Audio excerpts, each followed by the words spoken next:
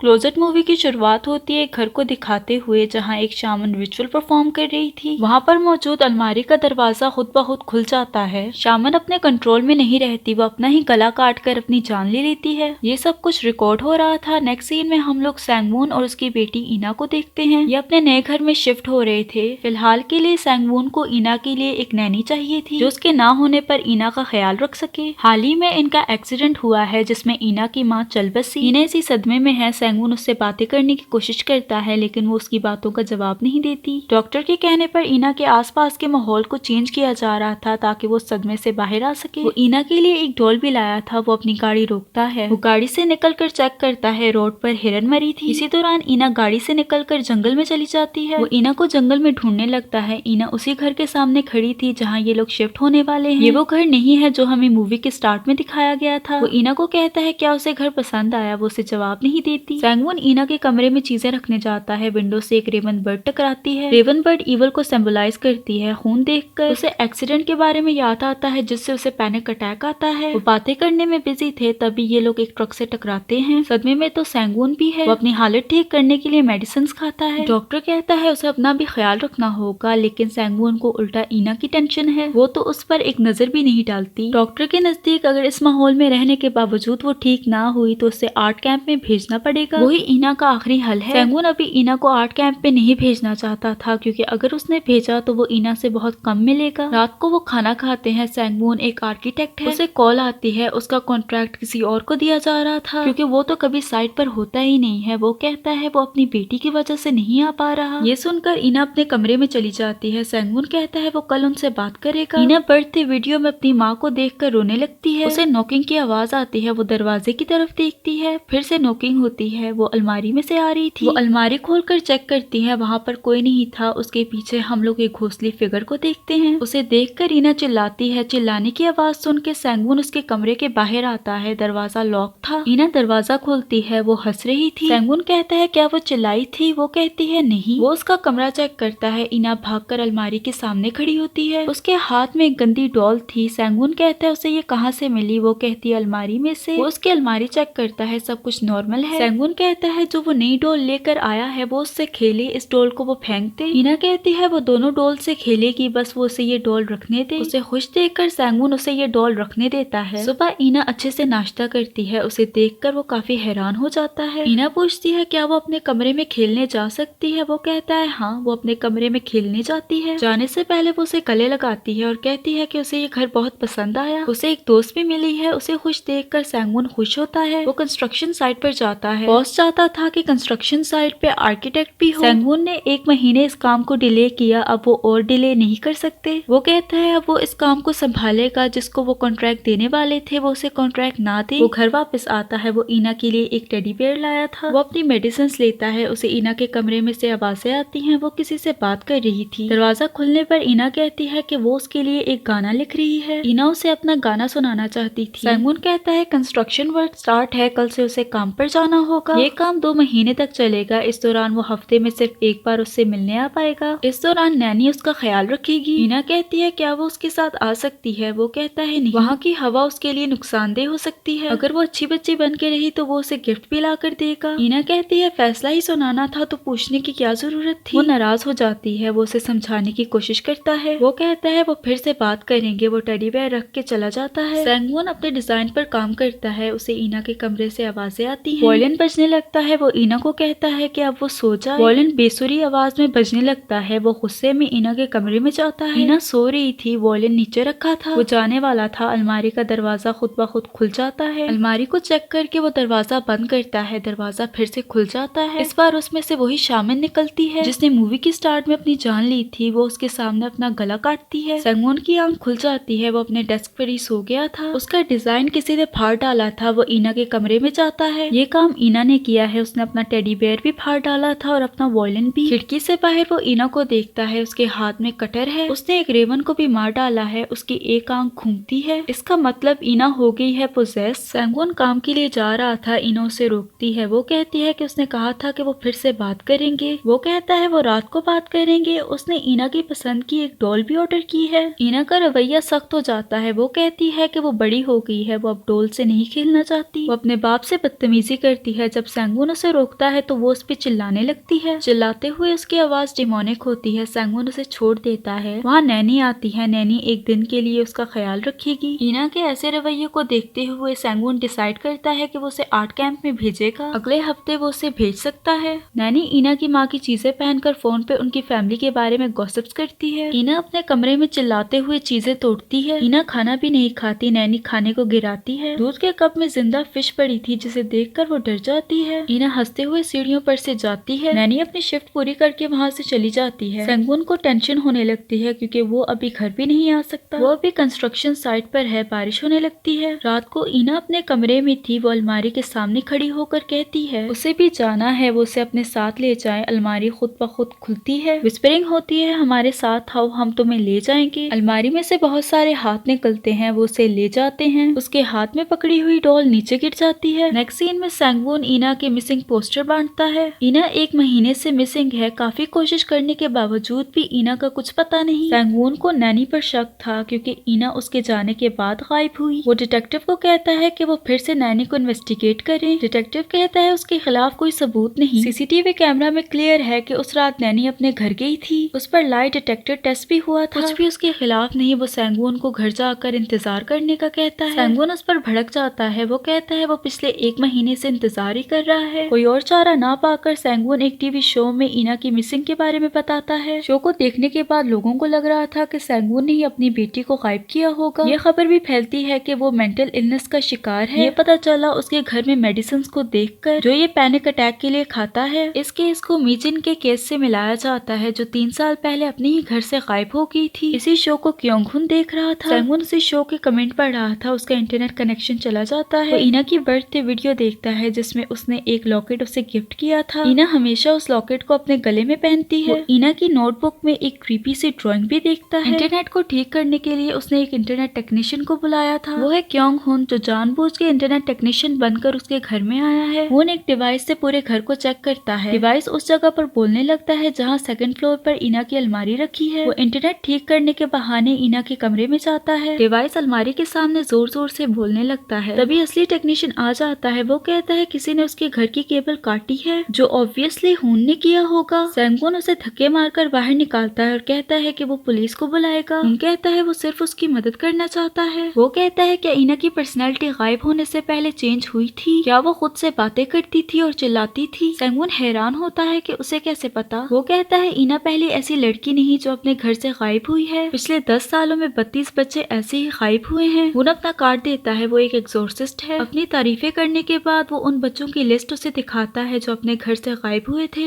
इन बच्चों ने ड्राइंग्स भी बनाई थी जिसमें एक चीज कॉमन है और वो है अलमारी। 20 साल पहले एक लड़की ईना की तरह अपने घर से गायब हो गई थी। उस फैमिली ने एक शामन को बुलाया। वो उसे वीडियो दिखाता है। ये वही शामन है जो मूवी के स्टार्ट में थी। ये शामन हुन की माँ है। वो वीडियो एक जगह स्टॉप करके उसकी कलरिंग चेंज करता है। वहाँ डिमोनिक बच्ची खड़ी थी जिसने उसकी माँ को मारा था। बाकी सारे बच्चे और ईना को गायब करने में इसका हाथ है। सैंगवून को उसकी बात पर यकीन नहीं होता। वो कहता है कि वो बस रिचुअल परफॉर्म करने के पैसे लेना चाहता है। वो उसे जाने का कहता है। हुन कहता है कि वो उस पर यकीन ना करे, सिर्फ वही उस पर यकीन कर रहा है। बाकी सबको तो यही लगता है कि सैंगवून ने ही अपनी बेटी को मारा है। अगर ज्यादा देर हुई तो वो हमेशा के लिए उसे खो देगा। सैंगवून उसे रोक कर कहता है क्या वो वाकई में ईना को ढूंढ सकता है? वो कहता है हाँ।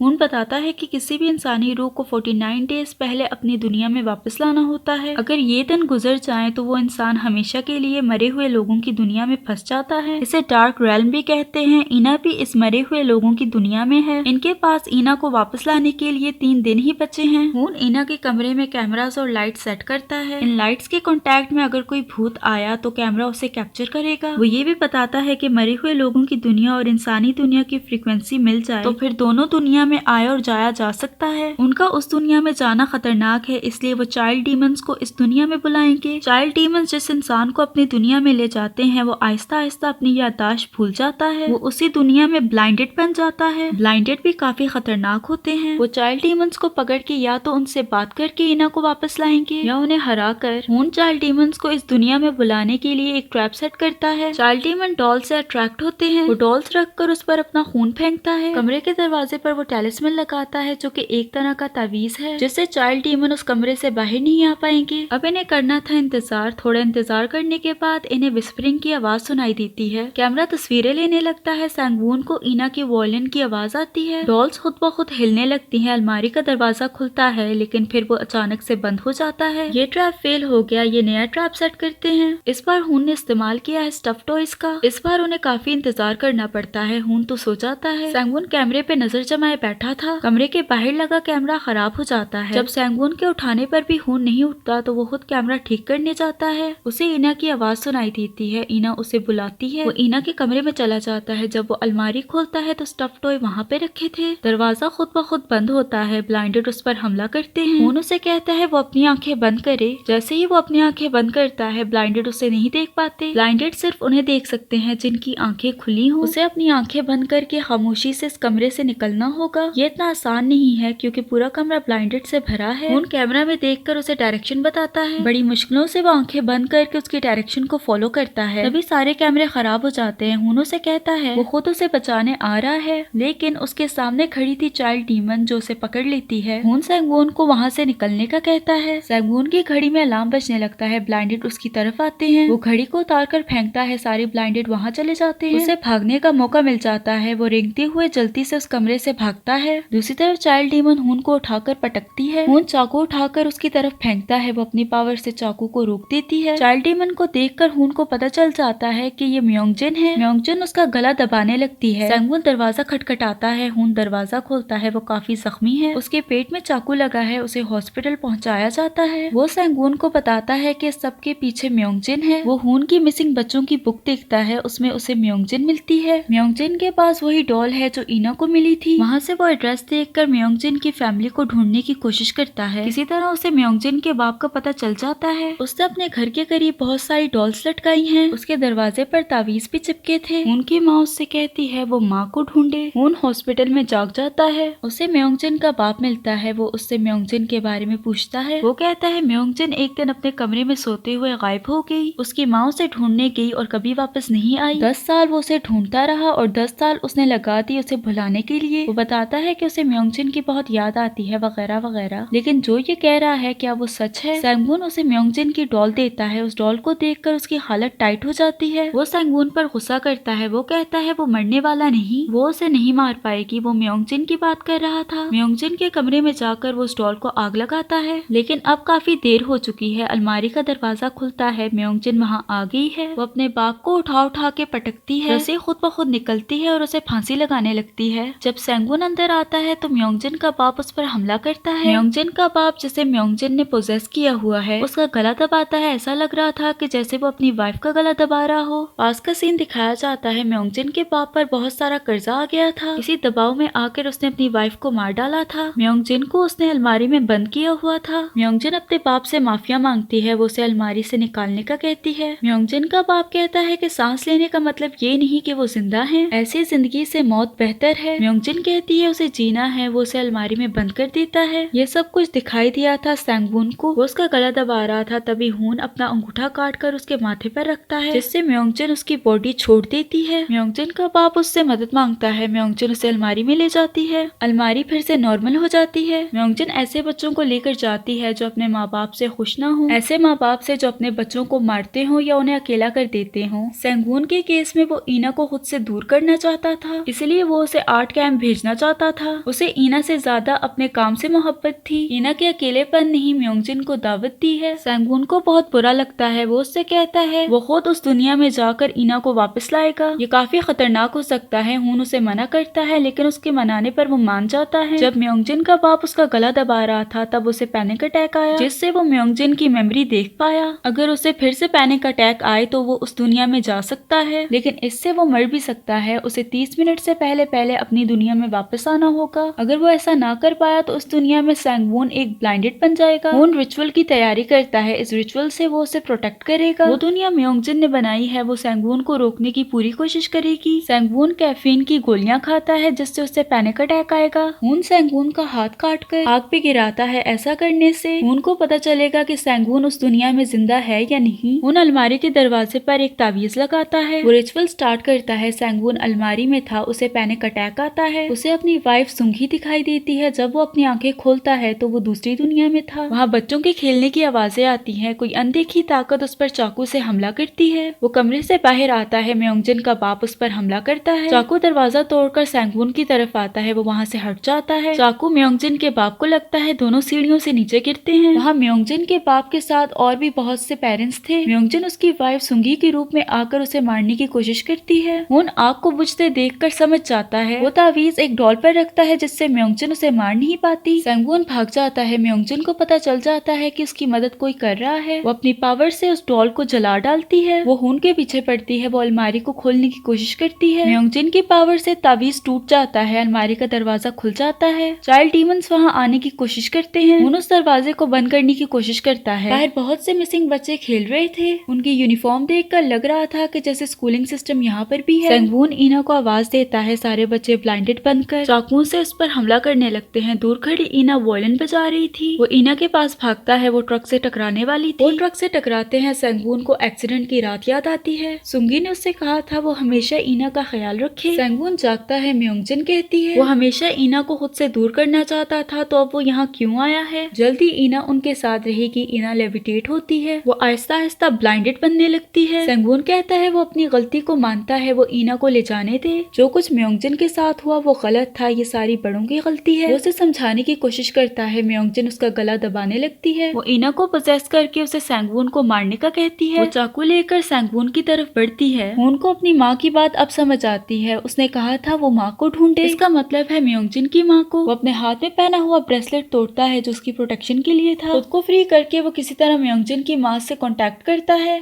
म्योंगजिन की माँ म्योंगजिन को आवाज लगाती है। ईना सैंगवून को मारने वाली थी। वो बच जाता है। ईना बेहोश हो जाती है। म्योंगजिन अपनी माँ को देखकर दुखी हो जाती है। म्योंगजिन की माँ कहती है काश वो उसे बचा पाती। वो उसका कब से इंतजार कर रही है। वो उसे अपने साथ आने का कहती है। हुन के जरिए ये एक दूसरे से बात कर पा रही थी लेकिन ऐसा करने से हुन की अपनी तबीयत खराब हो जाती है। म्योंगजिन अपनी माँ के पास जाने लगती है। अचानक से कनेक्शन टूट जाता है। हुन जमीन पर गिर जाता है। आग बुझने लगती है। सैंगवून के पास टाइम बहुत कम रह गया था। वो उस पर अपना खून डालकर आग को जलाए रखता है। दूसरी तरफ बेचारी म्योंगजिन अपनी माँ को रोते हुए ढूंढने लगती है। सैंगवून उसके पास आता है। वो उससे माफी मांगकर उसे गले लगाता है। म्योंगजिन बहुत रोती है। वहाँ पे और भी बहुत सारे बच्चे थे। हमें दिखाया जाता है कैसे उनके पेरेंट्स उन्हें टॉर्चर किया करते थे। म्योंगजिन के साथ साथ वो सारे बच्चे गायब हो जाते हैं। वो उसे किसी तरह जिंदा रखने की कोशिश करता है। सैंगवून को दर्द होने लगता है। वो ईना के पास जाता है। ईना बेहोश पड़ी थी। उसे होश आता है। वो कहती है उसे घर वापस जाना है। वो ईना को उठाकर भागना शुरू करता है। उसे रास्ता नजर आता है। सही टाइम पे वो ईना को लेकर वापस आ जाता है। वो अलमारी बंद करता है। म्योंगजिन अपनी माँ के साथ जा रही थी। नेक्स्ट सीन में ये दोनों स्कूल में ईना को लेने आए थे। ईना को दूसरी दुनिया के बारे में कुछ याद नहीं। ये दोनों नए घर में शिफ्ट हो गए हैं। हुन विजुअल परफॉर्म करने के बहुत से पैसे चार्ज करता है। सैंगवून उसे चेक वापस देकर कहता है कि वो अपनी डिमांड थोड़ी कम करे। ईना वहाँ आती है। वो काफी खुश लग रही थी। वो वहाँ से चले जाते हैं। मूवी के लास्ट सीन में एक बच्चा अलमारी के सामने खड़ा होता है। उसकी हालत बहुत खराब लग रही थी। अलमारी खुलने की आवाज से ये मूवी खत्म हो जाती है। होप कि आपको ये मूवी अच्छी लगी होगी। अगर वीडियो पसंद आई तो लाइक शेयर और सब्सक्राइब करते जाना। मिलते हैं अगली वीडियो में।